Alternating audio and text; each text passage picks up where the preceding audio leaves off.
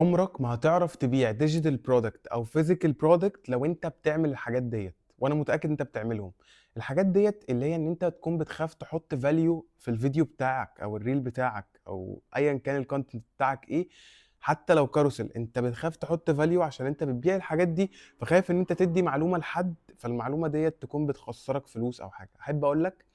إن أنت لو بتطلّع معلوماتك في كل reel مثلًا بتقسّم ال5 reels اللي أنت هتنزّلهم على مدار اليوم، في كل reel أنت حطّيت 1% من المعلومات اللي أنت بتاخد عليها فلوس دي اللي هي الpaid informations، فأنا أحب أقول لك إن أنت الcontent بتاعك هيروح في حتّة تانية، عُمر ما حد هيوصل للlink بتاع الbio بتاع